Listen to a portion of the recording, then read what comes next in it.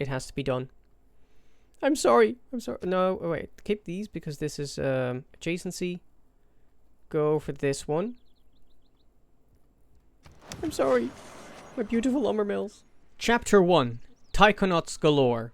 It's the industrial era and we are on our way to space. Hello everyone, I call myself Zondagskind and I like to play Civilization 6. And we're on the cusp of winning. I have good hopes that it will be a sub 200, although I'm not setting myself up entirely optimally for that. One thing I just completely slept on for a very long time was Great Walls. Should have gotten those a lot earlier, even in a science game. But I will try to amend that right now with the first Great Wall. You love to see it. Other than that, we also still want some wonders. Now, Big Ben, sadly, I've taken a look around the map and it's about to be completed. And so is Orsagaz, actually. So I need to stop working on Big Ben. It is a pipe dream, and I will place Orsagaz right here in this very productive city. I had a plan for Orsagaz somewhere else, but that will have to change. And hope to get it in this time. Also, we're close to Gustave Eiffel, but I hope to use him on Amundsen-Scott instead. In the industrial era, it can be a bit of a toss-up between Reform the Coinage and Heartbeat of Steam. Which one is better? I felt like in this case, Reform the Coinage would do more for us since our science adjacencies weren't insane. So went for that, and meanwhile we were working on the moon landing and we finished that at turn 173, which also gave us 10,000 culture from our science yield. Got us to rapid deployment, basically got us to our tier 4 governments as well, and we did also have nanotechnology unlocked at that point, so we could go on with the Mars colony. I think part of the reason I didn't get too many Great Walls is the Nazca lines I could build basically on the edges of my empire. Excuses, I know, but... And get Gustave Eiffel. I needed the Orsagaz to get enough diplomatic favor for the last of the kings, the first of the emperor's achievement, and Mongolia was working on it, so I had to step on it, and I used the first charge of Gustave Eiffel on that wonder, even though I, in terms of the game win, would have liked to prioritize Amundsen-Scott more. Heaven is under and there's our feet, Biosphere! as well as over our heads. Plus 200% power for all offshore wind farms, solar farms, wind farms, geothermal plants, and hydroelectric dams. And if I'm not mistaken, it also boosts the bonus from Cardiff. And these provide tourism equal to their power. That also means that our tourism will skyrocket. There's distributed sovereignty. Atypically, it got us an inspiration again. It got us the inspiration to cultural heritage, which, if I'm not mistaken, was from the Chinese ability to get Eurekas and inspirations. And I wouldn't say it's optimal play, but I do think it's fun to use Biosphere for science victories because of the extra power, and it means that we could hold on to our aluminium if we wanted all game. And especially combining it with Cardiff and getting some harbor buildings, getting some of the power buildings as well. It's very easy to just get a bunch of power projects, and you can even do space races then without any aluminium if you have to. But after Biosphere was complete, I did want to work on Amundsen-Scott and brought Gustave Eiffel to that city. With self-government, And there's Orsagaz. And with freedom is justice and patriotism.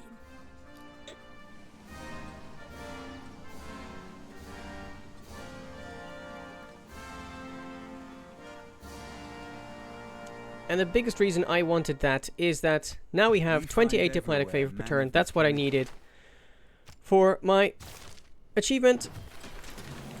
There's synthetic technocracy. Democratic legacy is, of course, very good. Integrated, yes. Logistics. Skyscrapers. Taking liberalism. Taking Wisselbanken and Merchant Confederation. And I think that will do. Containment can come out. And instead we will take Rationalism. Yeah. The second charge of Gustav Eiffel and his third went into Amundsen-Scott, so that we finished it at turn 176. And there we go. For scientific leadership, give me Scott. For swift and efficient travel, Amundsen. Plus 20% science and 10% production in all cities. If there are 5 snow or snow hills tiles within 3 tiles of a city, they are doubled in that city, particularly. We did not get Big Ben in time, as we predicted, as we kind of knew. We got to the Mars colony at turn 178, and I actually didn't rush it as much with the builders because we were still teching up to smart materials and to our exoplanet expedition project, so there was no use in shaving off 1 turn on the project side. Meanwhile, we scooped up the last Gran Colombian city at turn 179. Bye bye. Lo hice por la nación de la Gran Colombia. Soy un patriota hasta el final. Chapter 2. The Wonder of Wonders. Scholars are the heirs of And the there's prophets, the University but of the prophets Sankore. did not leave behind a legacy of wealth, but that of knowledge.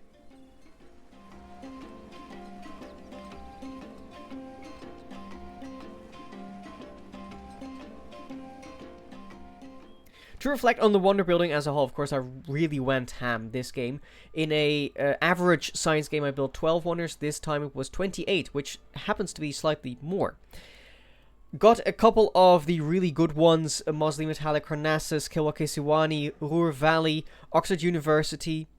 In this particular game, Apadana and Stonehenge and Mahabodhi Temple were also pretty nice. But some of them definitely either weren't really necessary, like Biosphere, or were even not that great, like University of Sankore. But first of all, I think that wonder building is fun, and second of all, of course, it was an achievement in this game. In total, we used 46 builder charges on the ancient and classical era wonders, and used 3 engineers, Imhotep, Filippo Brunelleschi and Gustav Eiffel, all of whom had an extra charge thanks to Mausoleum at Halicarnassus. And one wonder I kind of slept on is Estadio do Maracanã. Welcome to the World Congress. I would like more production in I guess in the encampment. Don't super care about this anymore, but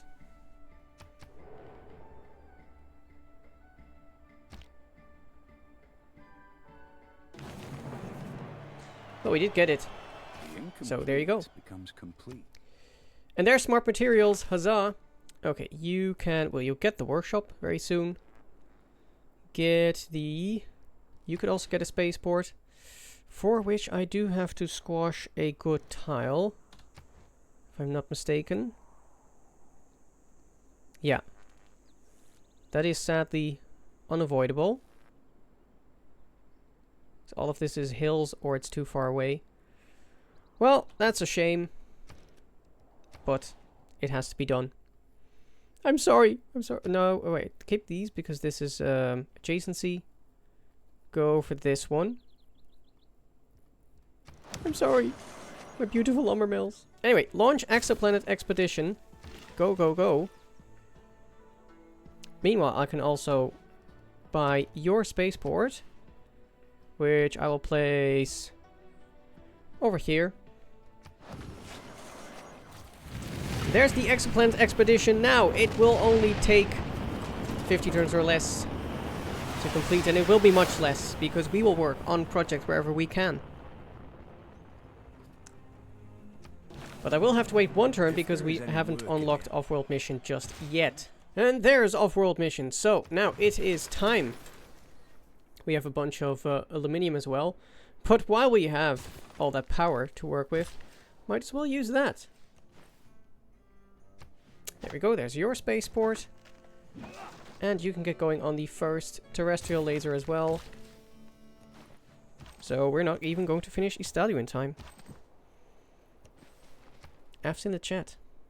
With the exoplanet expedition, we of course got to our laser projects, and in total we did 14 of them. 6 of them, of course, in our Ruhr Valley city, Chengdu. 4 of them with power, the terrestrial laser station, and 2 Lagrange projects for aluminium. The other ones were all with power, the terrestrial ones. 4 of them in Suzhou, the Amundsen-Scott city, where Magnus was established, chopped them out. 3 of them in Taiwan, where I had bought a spaceport with the contractor promotion from Reina, and 1 as well in Longxi, where I'd also used Reina to buy the spaceport. There were spaceports underway or already built in other cities, including Xi'an, but I didn't get any projects there. But I guess you could say that even if they didn't get a project, they were at least the insurance policy that we did get that sub 200. Chapter 3, Endgame Sans Estadio. I could get him next turn. Man! No!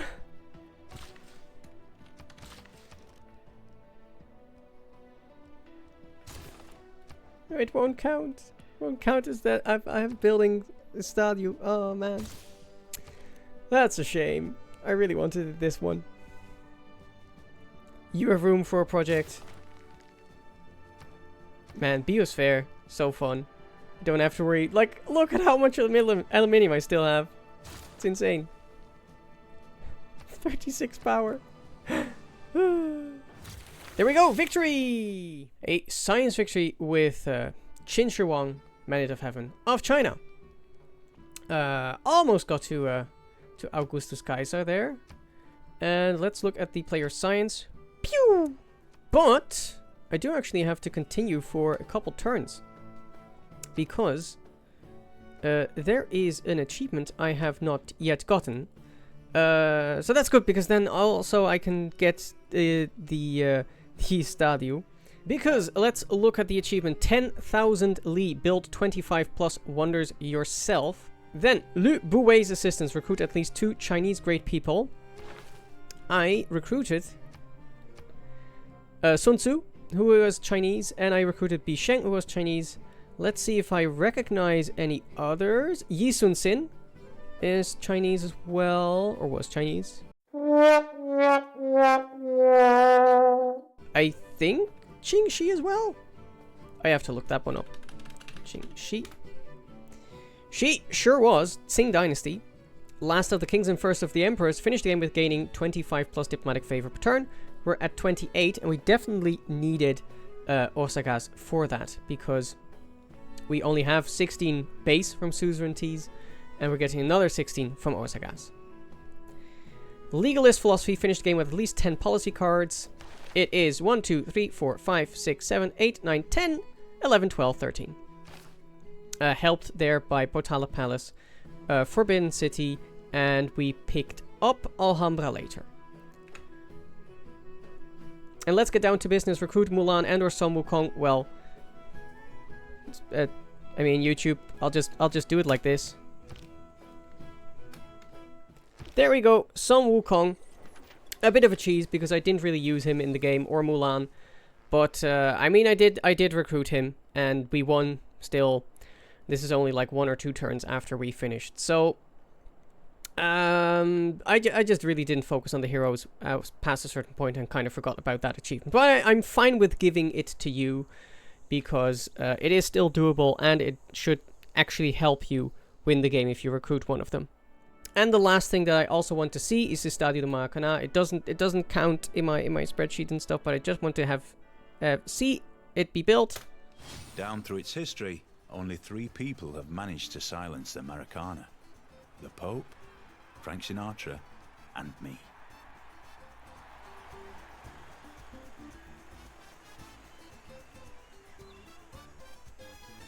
As a little bonus, YouTube, let's look at a different game, because you might notice that this is not where my cities were. This is not where most of my wonders were. Well, with one exception, bonus points to the viewer who sees which wonder is in the exact same location as where I had it. But this isn't my save, this is someone else's save. Hello, I'm Flapjack, and I've been playing Zondag's challenge maps here for quite a few years now, and I love them very much, and I love to compete with him. and today we take a look at my save and discuss how I managed to beat the game in 166 turns. And what was your time, Sont?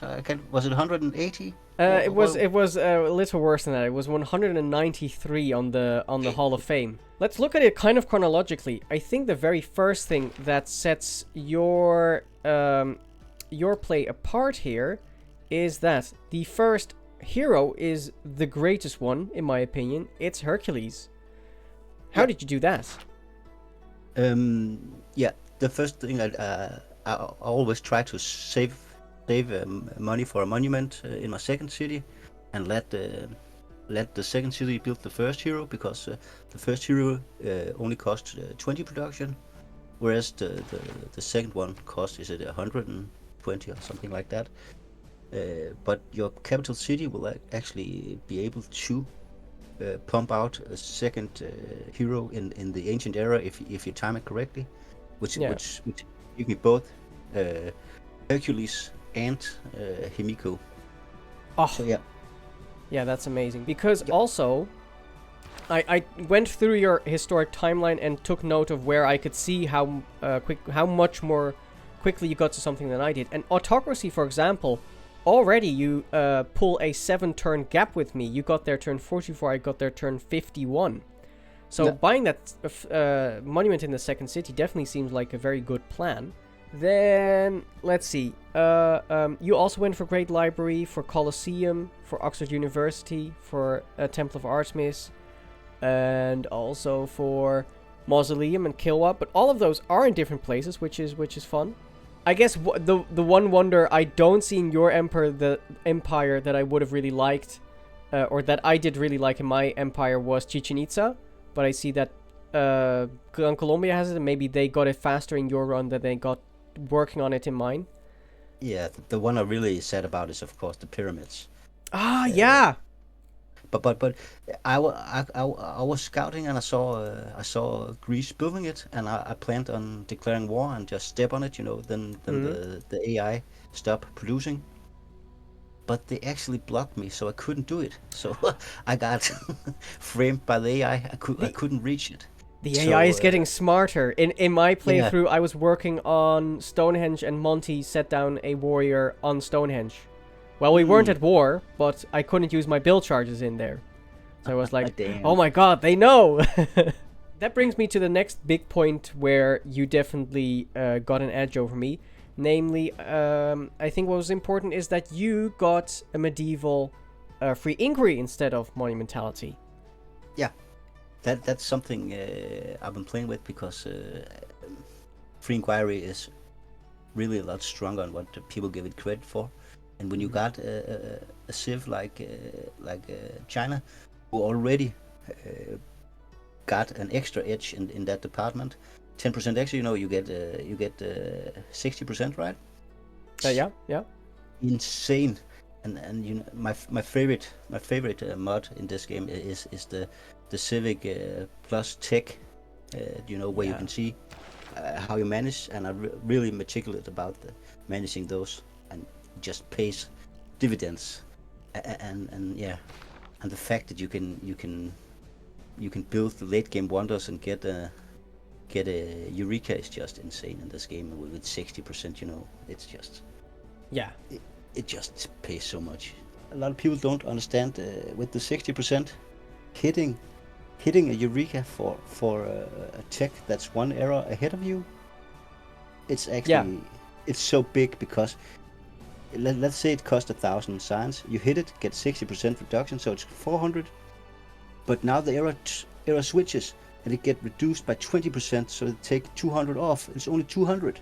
Like, it's just insane. Yeah, you see the difference from hitting it in the next era would be you only get 60% off of the 800.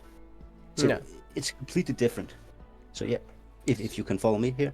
Yeah, no, definitely. For example, getting your first lumber mill, which techs all the way, like boosts mass production already. Yeah. Really good one. And yeah, honestly, I got tempted into triple monumentality, and in hindsight, it's just not the play. That's another difference as well between us. I went for Void Singers. you went for also Minerva, which Yeah. also gives you this insane government of 13 policy cards.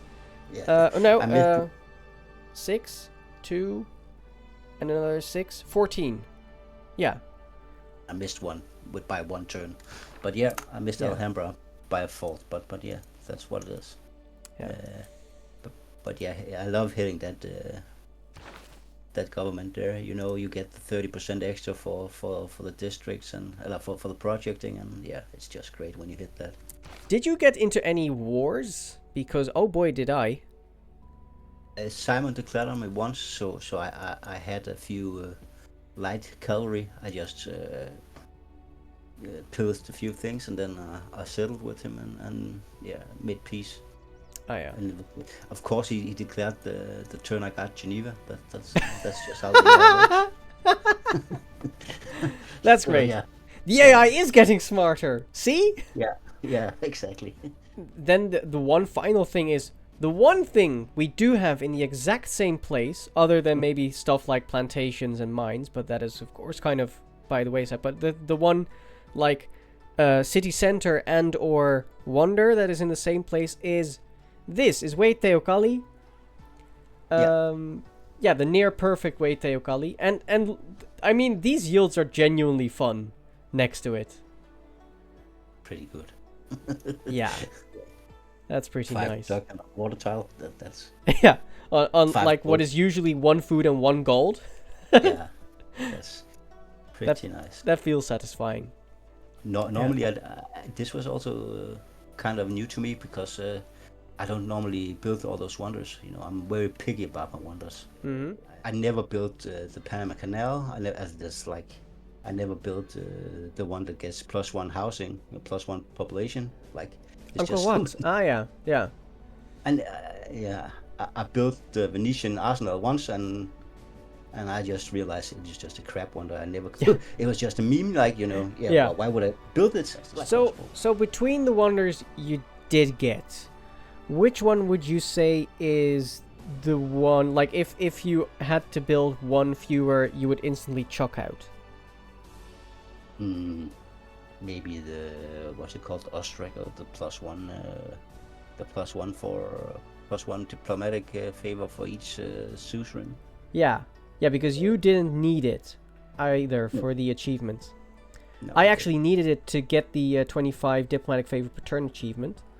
Oh. So I wouldn't nominate Osaka, but that makes sense, right? Because I don't think I got all the suzerainties you got, and because I went to war a bunch more, I had some grievances. Yeah. So I actually needed the Osakas, but yeah, I can see like you didn't need it, so then it's kind of just you're just collecting more Diplo favor. Whoop. Yeah. Other than that, I mean, you got all the achievements.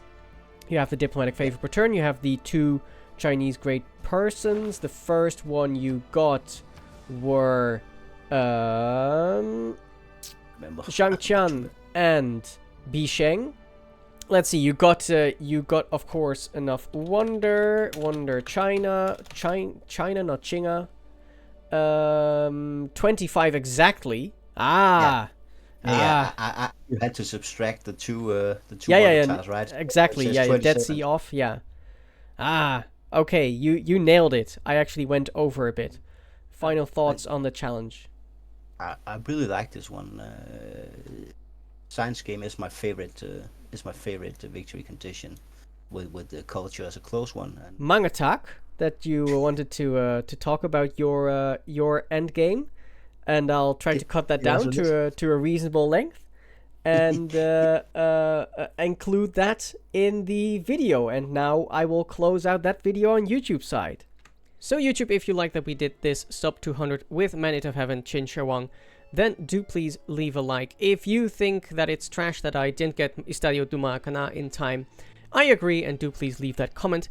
In any case, you can subscribe and ding the bell so you know when the next episode goes live. The next playlist will be a domination victory with Gaul, so watch out for that, and we will see you then. Bye bye.